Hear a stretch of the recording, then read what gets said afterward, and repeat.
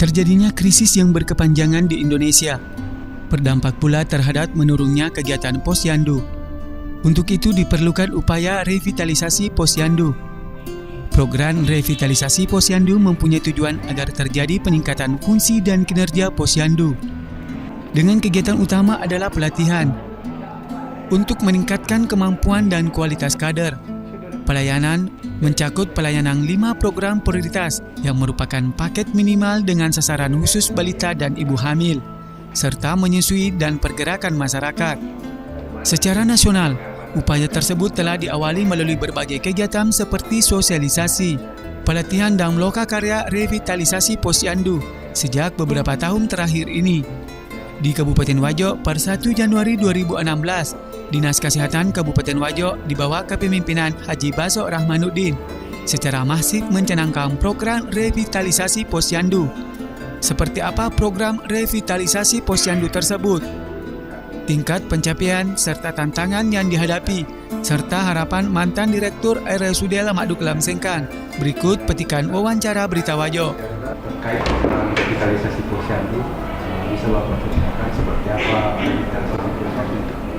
Ya, jadi revitalisasi posyandu yang kami laksanakan di Kabupaten Wajo sebagai sebuah program inovasi, yaitu sebuah upaya untuk kembali menghidupkan dan menumbuhkan, menyegarkan kembali kegiatan posyandu kita yang selama ini dalam pengamatan kami tidak hanya di Kabupaten Wajo, bahkan juga di Provinsi Sulawesi Selatan, bahkan juga di Indonesia, posyandu kita ini sepertinya mati suri.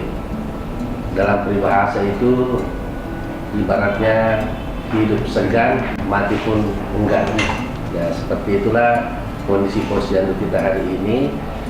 Dan mencermati itu kami dari yang kami sebut dengan Gerak Posyandu, Dinas Kesehatan Kabupaten Wajo memikirkan sebuah solusi, mendorong sebuah program inovasi. Nah, ini dalam tema besar revitalisasi posyandu. Jadi Gerak Posyandu ini adalah gerakan ayo kembali ke posyandu. Gerakan ayo kembali ke posyandu adalah sebuah gerakan untuk kembali mengajak masyarakat dan seluruh komponen-komponen masyarakat serta pemangku kepentingan untuk kembali terlibat dan mengaktifkan serta menghidupkan kembali kegiatan-kegiatan posyandu kita di Kabupaten Wajo ini.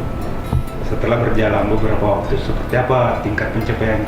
Jadi kita bersyukur, alhamdulillah, progres dari gerakan Ayo Kembali ke Posyandu, Gerak Posyandu ini sejak kita canangkan per Januari 2016, ada beberapa yang alhamdulillah sudah berhasil kita jalankan. Yang pertama adalah bagaimana kita memenuhi harapan kader-kader posyandu untuk diberikan insentif sebagai kader 50.000 per bulannya per kader per posyandu, dan alhamdulillah itu telah bisa kita penuhi 50.000 setiap bulannya untuk setiap kader dan per posyandu, di mana sebelumnya itu hanya 10.000 setiap bulan setiap kader. Dan ternyata ini juga yang menjadi salah satu faktor kenapa kemudian motivasi dan semangat kerja dari kader-kader posyandu ini sepertinya tidak terlalu maksimal. Ya, jadi kami mengamati dan mencermati itu bahwa untuk kembali mengaktifkan kader posyandu 5 kader di setiap posyandu di setiap bulannya itu, maka salah satu solusinya adalah kita memenuhi harapannya untuk memberikan insentif kader posyandu 50.000 setiap bulannya.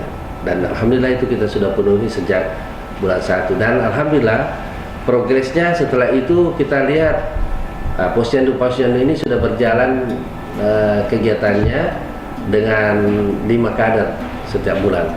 Ada 5 kader setiap bulan. yang datang ke Posyandu. Dan kemudian dampaknya juga adalah bahwa alhamdulillah kita penimbangan di Posyandu atau kegiatan Posyandu itu sudah berjalan setiap bulan. Tidak lagi misalnya bulan ini berjalan, bulan depan beda, bulan depannya berjalan, bulan depannya lagi tidak. Kalau ini sekarang dengan program revitalisasi Posyandu atau gerak Posyandu yang kita laksanakan ini, setiap bulannya itu sudah dilaksanakan kegiatan Posyandu. Artinya dalam 1 tahun itu sudah 12 kali. 12 kali. Biasanya waktu belum ada program gerak Posyandu ini atau revitalisasi Posyandu ini ya, bisa saja penimbangan atau kegiatan Posyandu itu hanya 5, 6, maksimal 8 kali dalam 1 bulan. Lalu apa yang menjadi kendala selama ini? Sebelum saya menyampaikan apa yang menjadi kendala, ada hal-hal yang perlu saya sampaikan lagi, kemajuan-kemajuan yang kami capai terkait dengan program gerak Posyandu ini. Kami sampaikan bahwa alhamdulillah barusan ini kemarin kami melaksanakan kegiatan pelatihan penyegaran untuk seluruh kader-kader Posyandu di Kabupaten Wajo yang kami laksanakan sebanyak 5 angkatan. Jadi angkatan pertama, angkatan kedua, angkatan ketiga, dan angkatan keempat, di mana masing-masing angkatan itu kurang lebih 425 kader. Jadi satu angkatan, jadi ada 5 angkatan. Kami lakukan penyegaran, pelatihan kader, di samping untuk memotivasi kader ini untuk kembali aktif dan merasa bangga sebagai kader Posyandu. Kami juga memiliki kepentingan untuk memberikan tambahan wawasan dan pengetahuan serta keterampilan bagi kader-kader Posyandu. Dan yang lebih penting adalah bagaimana kami menanamkan rasa bangga kepada para kader-kader Posyandu kami ini, bahwa dengan menjadi kader mereka bangga gitu. Saya bangga, saya kader. Itulah mereka punya yel-yel. Kemudian mereka juga kami coba benamkan sebuah moto di kepalanya, memorinya. Moto Posyandu itu adalah kader rajin, Posyandu maju, ibu sehat, anak selamat. Seperti itu.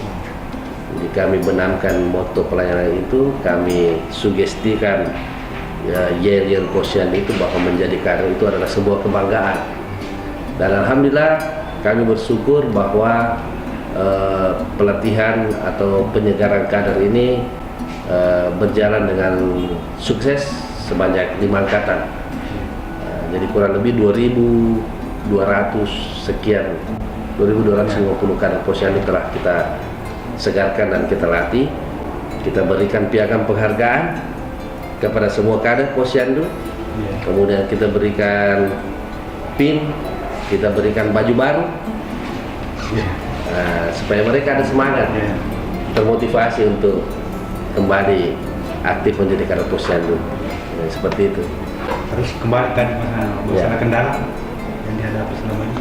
Kalau kendalanya, saya kira kendala yang pertama yang kita hadapi adalah masih lemahnya koordinasi lintas sektor, dan belum optimalnya partisipasi dan keterlibatan serta peran serta dari lintas sektor ini. Padahal sebenarnya berposyandu itu tidak hanya menjadi tanggung jawab kami dari Dinas Kesehatan. Posyandu ini sejatinya juga adalah menjadi tanggung jawab bersama, menjadi tanggung jawab masyarakat, karena harus menjadi perhatian bersama lah pemerintah desa, pemerintah daerah, pemerintah kecamatan, lintas-lintas sektor yang terkait yang ada di desa dan kelurahan. Karena posyandu itu adalah upaya kesehatan bersumber daya masyarakat. Artinya posyandu itu adalah UKBM, ya. Memang menjadi tanggung jawab bersama. Nah, itu harus lahir dari kesadaran masyarakat. Kemudian salah satu kendala lain yang kami miliki bahwa ternyata masih banyak posyandu kita di Kabupaten Wajo ini yang numpang di kolom rumah. Masih banyak posyandu, hampir 200 posyandu kita yang tidak menempati posyandu permanen.